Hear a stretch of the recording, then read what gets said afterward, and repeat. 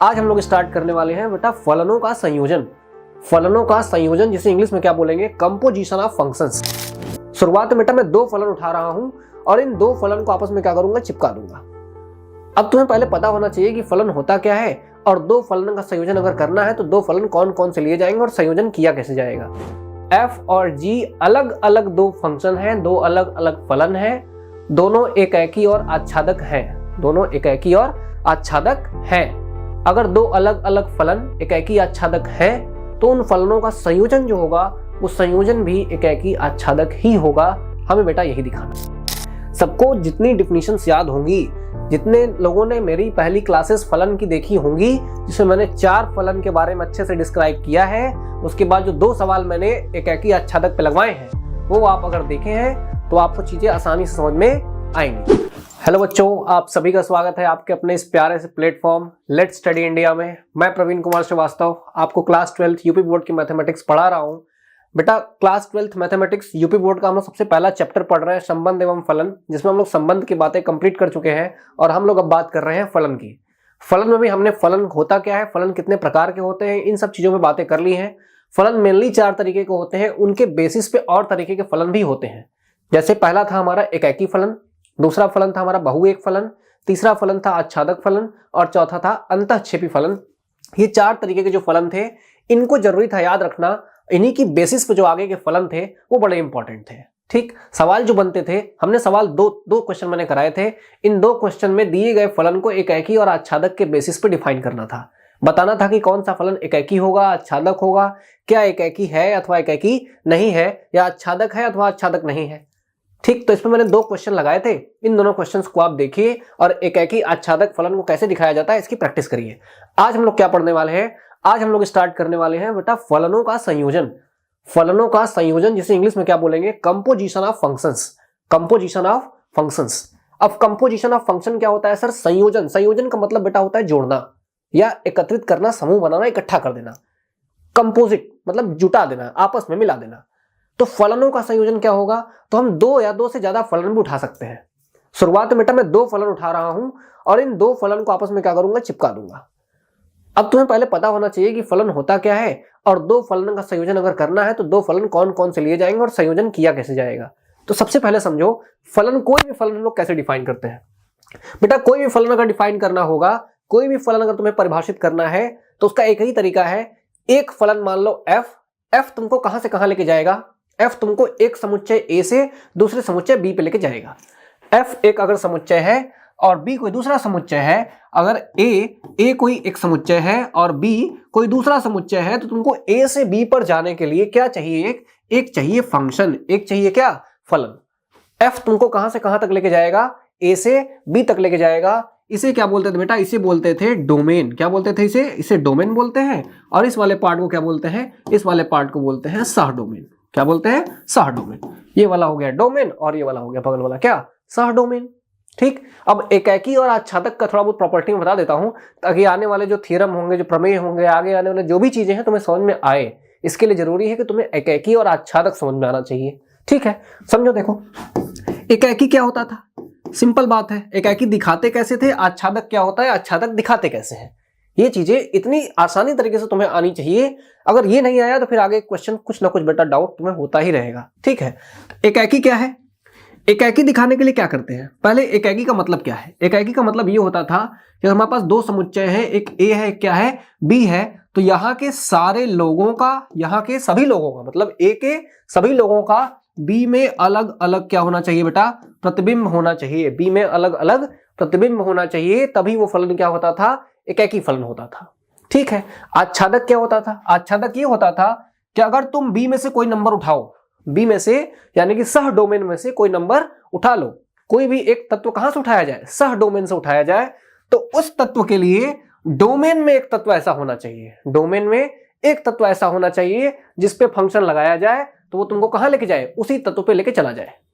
बात समझो। जैसे ये लिखा हुआ है, बी का कोई तत्व बेटा 8 लिखा हुआ है और ए का कोई तत्व क्या लिखा हुआ है, 4 लिखा हुआ है। यहां से यहां तक पहुंचने का रास्ता है, तो 8 को हम पा सकते हैं 4 के ऊपर क्या लगाकर, एफ लगाकर। तो ऐसे लिखा होना चाहिए, बी के सभी तत्वों के लिए ए में कोई ना कोई तत्व ऐसा होना चाहिए जिसपे एफ लगाया जाए तो तुमको वही बी का तत्व मिले।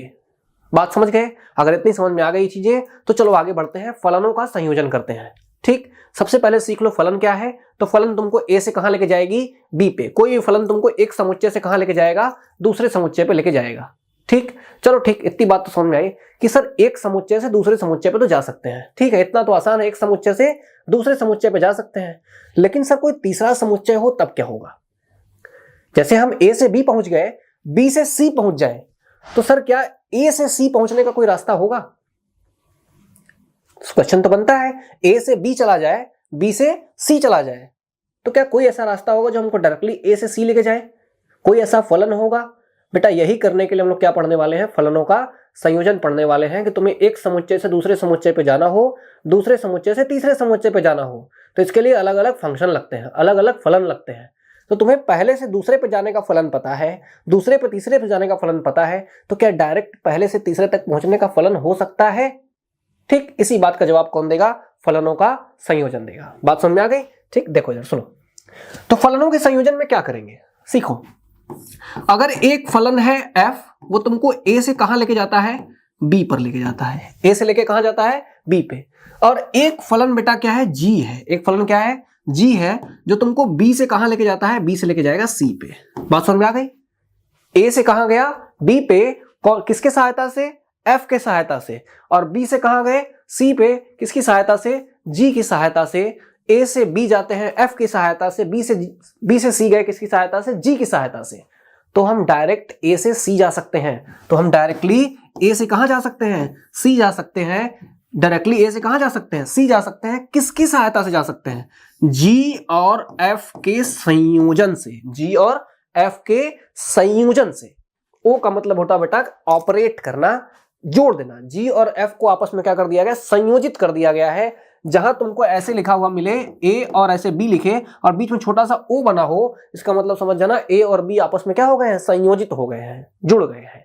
ठीक, तो वैसे ही अगर तुम्हें a से b जाने का रास्ता पता है, b से c जाने का रास्ता पता है, तो तुम डायरेक्टली a से कहां जा सकते हो, c पे जा सकते हो। किसकी सहायता से, इन दोनों ही f और g की सहायता से। जैसे मान लो एक गाड़ी तुम्हें ए से कहां लेके जाती है, बी पे, दूसरी गाड़ी तुम्हें कहां ले जाती है, बी से सी पे ले जाती है। एक गाड़ी ए से बी ले जाती है, दूसरी गाड़ी बी से सी ले जाती है। तो एक गाड़ी ऐसी तुम्हें चाहिए जो तुम्हें डायरेक्टली ए से कहां लेके जाए, सी पे लेके जाए। तुम्हें गाड़ी बार बार चेंज न करना पड़े। ए से बी जाओगे, फिर बी पे गाड़ी चेंज करोगे, एफ को छोड़ के अब जी पकड़ोगे, जी तुमको बी से सी लेके जाएगा। तो क्यों बार बार गाड़ी छोड़े पकड़े, ए से डायरेक्टली सी चलते हैं एक नई गाड़ी पकड़ के। तो वो नई गाड़ी क्या होगी बेटा, जी और एफ का मिश्रण होगा। जी और एफ का आपस में क्या मिला जुला रूप होगा, उसे बोलते हैं GOF। GOF। ठीक, कभी ऐसे मत करना कि GOF को FOG के बराबर लिख दे, नहीं, ये बातें सही नहीं है। G से F तक जो फंक्शन तुमको लेके जाएगा वो F से G तक वापस लेके नहीं आएगा। इसलिए कभी भी GOF को हम लोग FOG के बराबर नहीं लिखेंगे, इससे दूर भागेंगे। ठीक, कभी भी GOF को FOG के बराबर नहीं करेंगे, क्योंकि A से C लेके गया था GOF, अब C से वापस लेके नहीं आएगा। ठीक, तो FOG को या GOF को हम लोग FOG उल्टा करके नहीं लिखने वाले हैं। ठीक, इसे चाहो तो तुम लोग नॉर्मल टर्म में, जैसे वर्डिंग मुंह से निकलने वाला बस आवाज हो गया तो गॉफ पढ़ सकते हो, इसे बेटा क्या पढ़ सकते हो, फॉग पढ़ सकते हो। ठीक, तो हम लोग कभी भी गॉफ को फॉग नहीं लिख देंगे। ठीक है, उल्टा नहीं लिखना।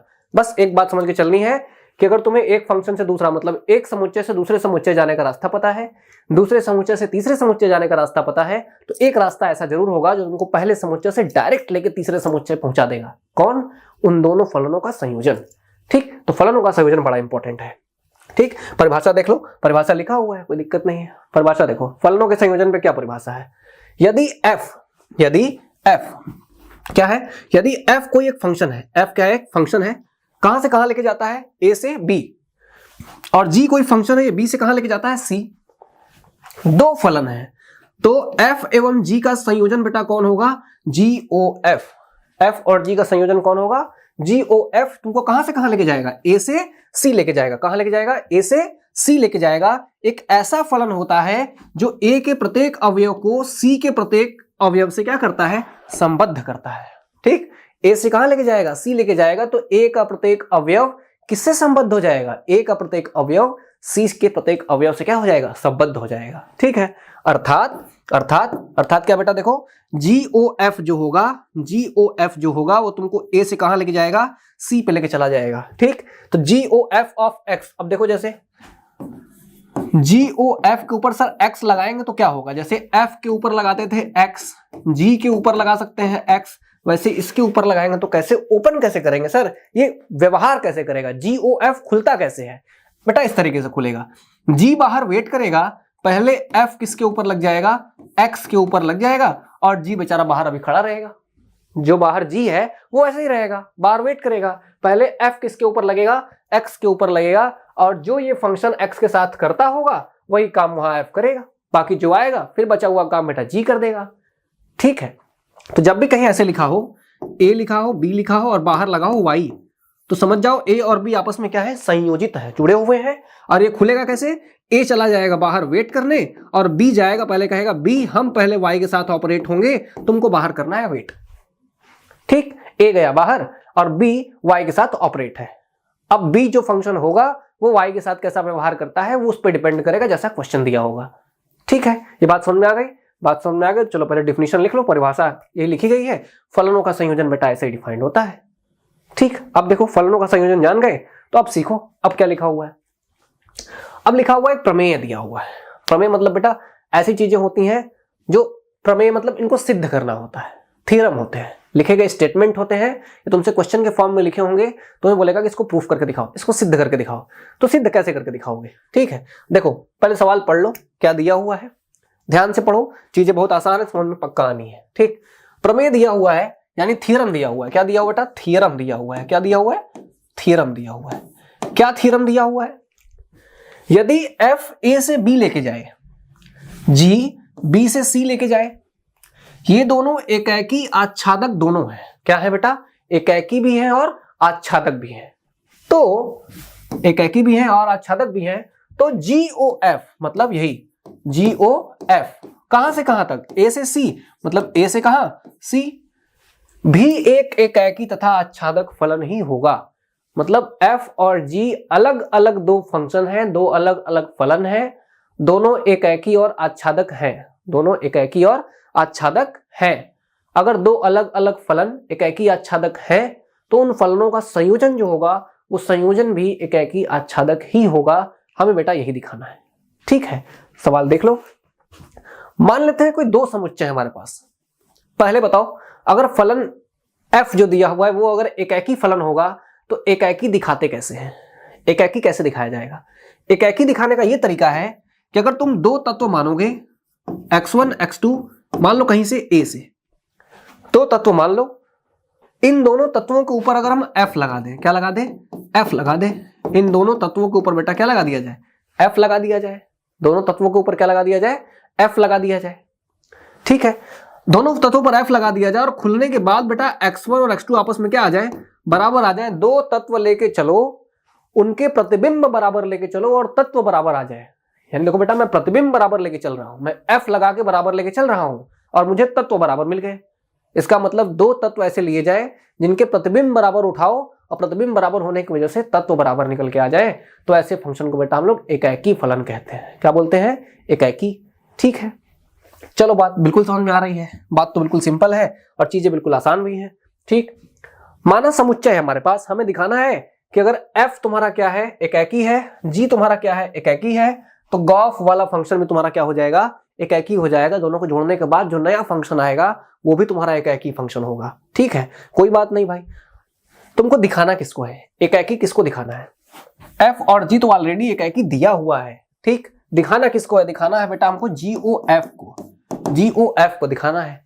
अगर f को एकाकी दिखाना होता तो हम दो तत्व मानते, x1 और क्या मानते, x2 मानते, और दोनों पे f लगा के बराबर कर देते और बाद में x1 x2 को बराबर दिखा देते।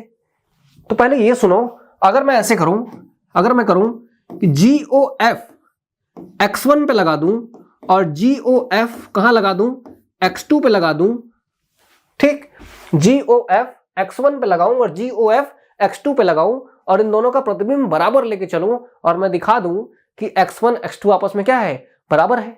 बात समझो, देखो फिर समझो इधर, अगर f x1 f x2 बराबर है इसको हल करने पर x1 बराबर x2 मिल गया अगर, तो f वाला फंक्शन तुम्हारा क्या हो जाएगा, एकाकी।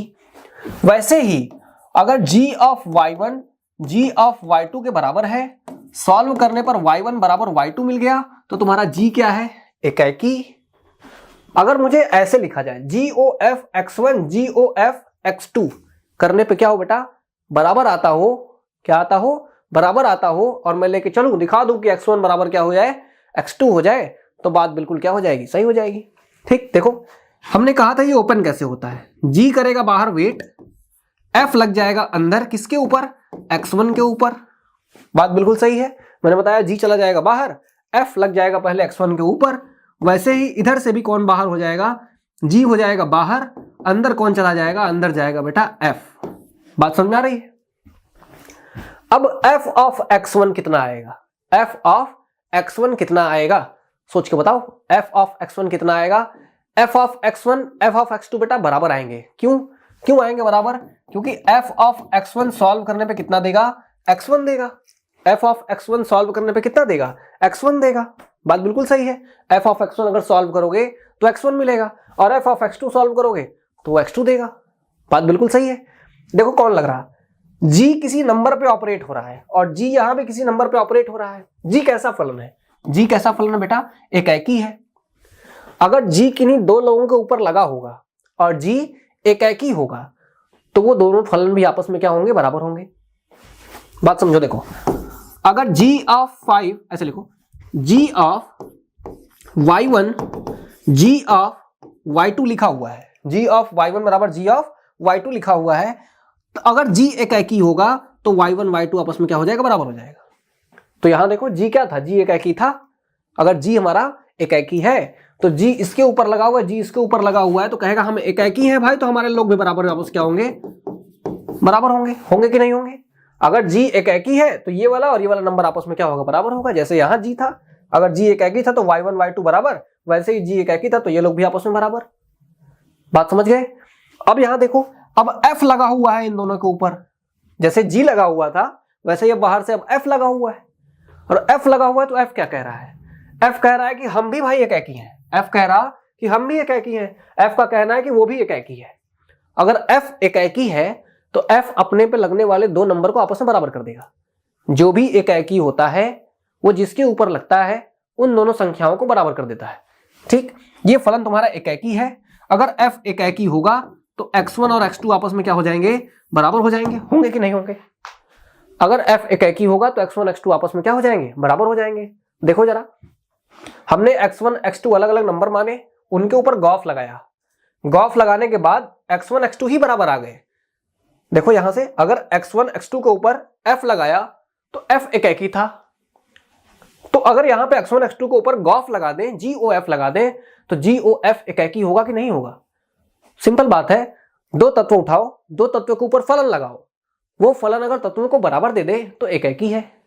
तो हमने देखा तो x1 x2 के ऊपर गॉफ लगाया, और गॉफ लगाने के बाद बेटा मुझे x1 x2 बराबर मिल गए। इसका मतलब हमारा गॉफ वाला जो फंक्शन होगा, जो दो फलनों का क्या है, संयोजन है, वो क्या है, एक एकाकी फलन है। क्या है, एकाकी फलन है। बात समझ गए। इसी चीज को बेटा मैंने देखो इधर सॉल्व भी किया है, आप चाहे तो उसे सॉल्व भी कर सकते हैं। देख लीजिए, यदि फंक्शन दिया हुआ है a to b और g दिया हुआ b से c, कह रहा है एकाकी आच्छादक दोनों है, एकाकी आच्छादक दोनों है, तो ठीक है भाई, गॉफ को पहले क्या दिखाओ, एकाकी दिखाओ, और बाद में आच्छादक दिखाना होगा तो आच्छादक भी दिखा देंगे, कोई दिक्कत नहीं है। ठीक, पहले समझ लो, इतना लिख लो इसको। देखो, माना समुच्चय ए के कोई दो अवयव कौन कौन है, एक x1 है और एक कौन है बेटा, x2 है। एक x1 है और एक कौन है, x2 है। ठीक, हम क्या मान लें कि a के कोई दो सदस्य x1 और x2 मान लें, तो x1 और x2 मान लिया दो सदस्य, इनके ऊपर क्या लगा दिया, गॉफ लगा दिया। गॉफ कैसे खुलता है, गॉफ खुलता कैसे है, g बाहर f अंदर, g बाहर f अंदर। g कैसा फलन है, g एक एकाकी फलन है। एकाकी फलन कहते हैं कि हम जिसके ऊपर लगेंगे उन दोनों लोगों को बराबर कर देंगे। तो g इसके ऊपर लगा है, g इसके ऊपर लगा है, तो ये दोनों लोग आपस में क्या हो जाएंगे बेटा, बराबर हो जाएंगे। क्यों बराबर हो जाएंगे, क्योंकि g क्या है, आपस में एकाकी है। और वैसे ही f भी क्या है, f भी एकाकी है, तो f कहेगा हम जिसके ऊपर लगेंगे हम भी उसको बराबर कर देंगे, तो वो भी उसको बराबर कर दिया। तो क्या मिला ये कि गॉफ लगाया गया तो दोनों तत्व ही आपस में बराबर हो गए, मतलब गॉफ क्या हो गया बेटा, एकाकी हो गया। गॉफ क्या हो गया, एकाकी हो गया। इसका ये मतलब निकल के आया, इससे प्रदर्शित होता है कि गॉफ कैसा फलन है, गॉफ एक एकाकी फलन है। गॉफ कैसा है? एकाकी फलन है। पहले तुम इतना नोट करो, हम एकाकी दिखा चुके हैं, इसके आगे बेटा आच्छादक दिखाएंगे। ठीक है, पहले इसको नोट कर लो। हमने दिखा दिया कि एफ और जी कोई दो अलग अलग लोग हैं, तो उनका संयोजन जो गॉफ बनेगा वो गॉफ भी क्या हो जाएगा? एक एकाकी फलन ही होगा। तो बेटा एकाकी दिखा दिया है। चलो ठीक है, आगे अब आच्छादक दिखाने की तैयारी है। हमें क्या दिखाना है? आच्छादक दिखाना है। आच्छादक दिखाने का तरीका भी बेटा क्या होगा? काफी सिंपल रहेगा, बहुत कठिन चीज नहीं है, बस समझते चलो मैं क्या लिख रहा हूं। ठीक, देखो चलो दिखाते हैं इसको, आच्छादक दिखाते हैं। आच्छादक दिखाना बहुत कठिन काम नहीं है, सुनो बस याद रखो कि एफ कहां से कहां है। एफ है ए से कहां तक बेटा? बी में। जी कहां से कहां तक है? बी से सी में। और जब इनसे बनेगा गॉफ, क्या बनेगा?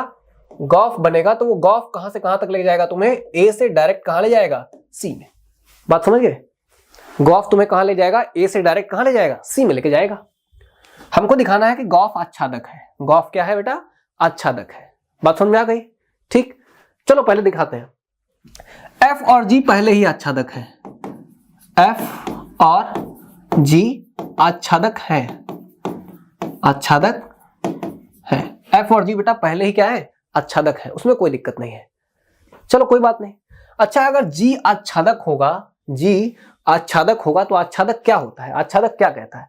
आच्छादक ये कहता है कि हमारे सह डोमेन में से कोई एक नंबर उठाओगे तो सह डोमेन के सभी लोगों के लिए डोमेन में कोई ना कोई ऐसा होगा जो फंक्शन पे लगा के वही नंबर देगा। बात समझे? तो अगर जी आच्छादक है, लिखो यदि जी क्या है बेटा? आच्छादक है। जी क्या है? आच्छादक है। तो कोई स्विच मतलब बेटा अपनी इच्छा से कोई स्विच चर क्या मान लिया जाए? कोई स्विच चर बेटा मान लेते हैं जेड। कोई स्विच चर क्या मान लेते हैं? जेड। कहां से? इसके सह डोमेन से, जी के सह डोमेन से। कोई स्विच चर जी के सह डोमेन में मान लिए, तो जी के सह डोमेन के लिए जी के डोमेन में कोई एक ऐसा नंबर होना चाहिए जिसके ऊपर जी लगाने पे यही जेड मिल जाए। बात समझे कि नहीं? ये जेड कहां का नंबर है? जेड नंबर है सी का। तो जेड के लिए कोई एक नंबर कहां होना चाहिए? बी में, जिसके ऊपर जी लगे तो वही जेड मिल जाए। बात समझ गए? तो y कहां होना चाहिए? y होना चाहिए कहां बेटा? b में, जिसके लिए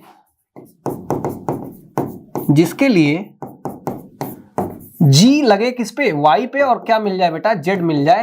ये हमारा पहला इक्वेशन होगा। बात समझ गए कि नहीं समझ गए? z कहां का नंबर था? c का। z के लिए एक नंबर कहां खोजना है हमको? b में। तो z के लिए, z कहां का है? c का। z के लिए एक नया नंबर कहां खोजे हम? b में खोजे। कौन? y। और उस y के ऊपर क्या लगाया गया? g लगाया गया, तो हमें क्या मिल गया? z मिल गया। ये बात तो बिल्कुल सही है। ठीक है, चलो अच्छा आगे देखते हैं आगे क्या कहता है। अब इधर चलते हैं। यदि f आच्छादक है, यदि f आच्छादक है, f क्या बेटा? आच्छादक है, तो कोई स्विच चर, ऐसा नहीं, तो यहां का कोई एक नंबर, तो y बिलोंग टू b के लिए, y बिलोंग टू b के लिए, b क्या है इसके लिए? f के लिए b क्या है? सह डोमेन। f का डोमेन क्या है? a। सह डोमेन कौन है? b। डोमेन कौन है? a। ठीक, सह डोमेन में अगर कोई नंबर होगा, अगर फंक्शन आच्छादक है, फलन आच्छादक है, तो सह डोमेन में लिए गए तत्वों के लिए डोमेन में कोई ना कोई तत्व होना चाहिए जिस पे फलन लगाने पे वही तत्व मिले। ठीक, देखो यहां तो y बिलोंग टू b, मतलब y अगर b से उठाया जाए तो इस b के लिए कोई एक नंबर कहां होना चाहिए? a में होना चाहिए।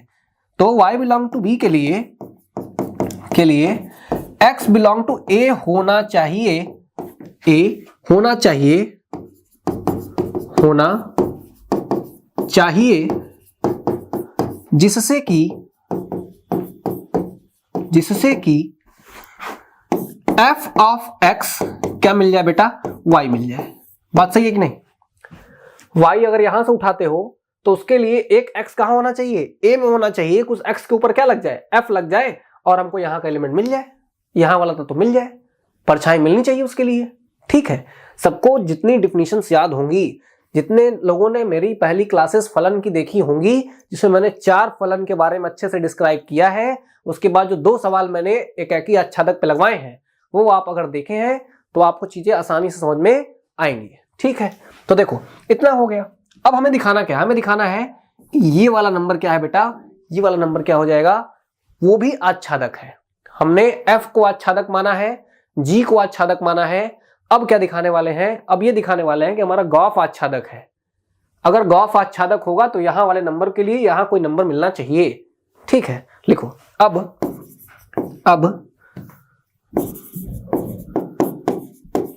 यदि गॉफ आच्छादक है, यदि गॉफ आच्छादक है, दिखाना है कि आच्छादक होगा।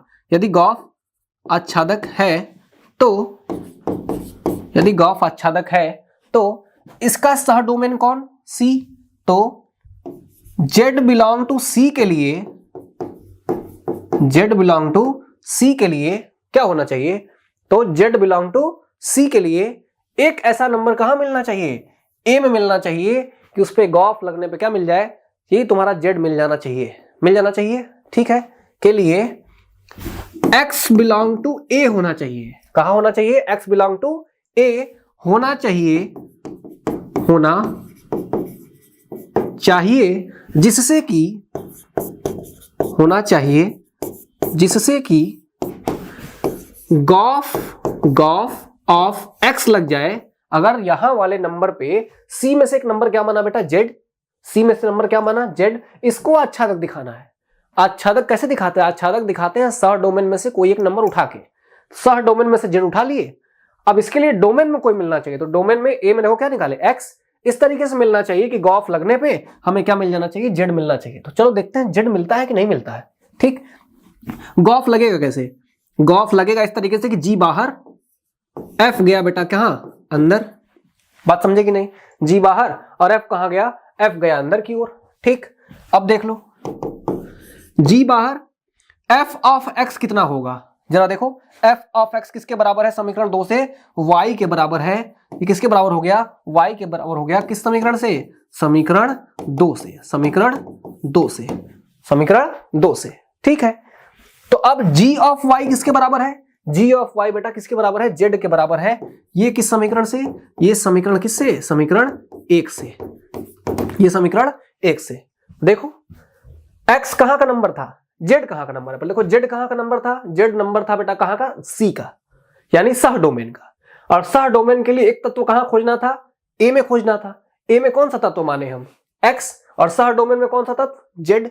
इस Z के लिए एक तत्व कहां होना चाहिए, डोमेन में। और डोमेन में जो तत्व है उसके ऊपर अगर गॉफ लगा दे तो यहां के तत्व के लिए गॉफ लगाने पर अगर यहां का तत्व मिल जाए तो क्या हो जाएगा बेटा, फलन हमारा क्या हो जाएगा, आच्छादक हो जाएगा।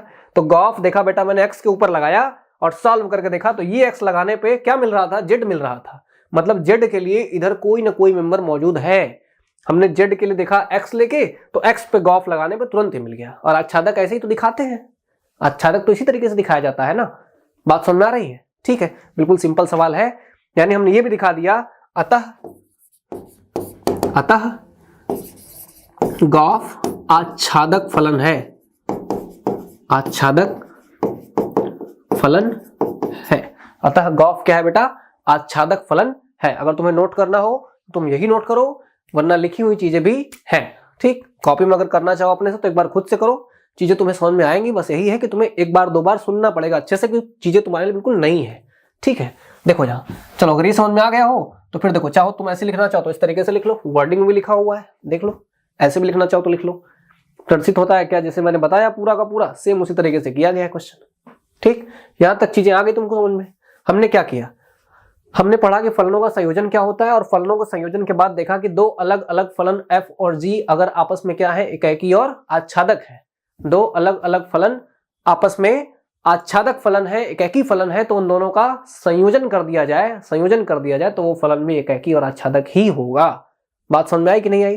ठीक, आसान थ्योरम था, बस थोड़ा ये है कि चीजें बिल्कुल क्या है, नई है, तो आपको थोड़ी मेहनत करनी पड़ेगी। ठीक, देखो इसके बाद बेटा एक क्वेश्चन है, एक क्वेश्चन बड़ा सिंपल सा प्रश्न है।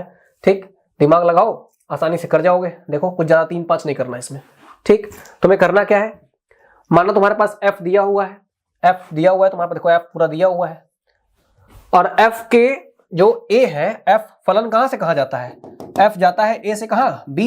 तो देखो एफ ए से, यानी ये पूरा का पूरा तुम्हारा क्या बेटा ए है, और ये पूरा का पूरा क्या है तुम्हारा बी है। ये तुम्हारा क्या पूरा का पूरा, ये पूरा तुम्हारा बी है। क्या लिखा हुआ है, ये बी लिखा हुआ है, ये बी लिखा हुआ है और ये ए लिखा हुआ है। और वैसे ही जी तुमको कहां से लेके जाता है, बी से कहां लेके गया, देखो बेटा सी पे ले गया। जी कहां से ले गया, बी से कहां ले गया, सी पे ले गया। यहां तक पूरे सी के नंबर लिखे हैं। ठीक, दो फलन इस प्रकार है कि देखो एफ ऑफ 2 मतलब 2 का प्रतिबिंब कौन है, 3 है। 3 का प्रतिबिंब कौन है, 4 है। 4 का प्रतिबिंब कौन है, 5 है। और 5 का प्रतिबिंब भी 5 है। मतलब एफ ऑफ 4 और एफ ऑफ 5 आपस में बराबर हैं। कितने कितने हैं, 5 और 5 है। ठीक, और लास्ट में दिया हुआ है कि जी ऑफ 3 और जी ऑफ 4 इन दोनों आपस में कितने हैं, 7 है। कुछ नहीं करना सवाल में, देखो मैं लगा रहा हूं क्वेश्चन, सुनते रहो। क्या करना है, गॉफ निकालना है। गॉफ निकालना है। पहले तुम देख लो गॉफ कहां से कहां तक जाएगा, ये तो देख लो पहले कि गॉफ कहां से कहां तक जाएगा। ठीक, चलो मैं इस क्वेश्चन को इधर सॉल्व करता हूं। गॉफ कहां से कहां तक जाएगा, पहले इस बात पे ध्यान दो। ठीक, गॉफ तुमको कहां से कहां तक लेके जाएगा। ठीक है, देखो यहां सुनो, तो हम लोग नोट ओपन कर लेते हैं और इस क्वेश्चन को वहीं सॉल्व करेंगे। तो गॉफ तुमको कहां से कहां तक लेके जाएगा, ये बात तुमको क्लियर पहले समझ में आनी चाहिए।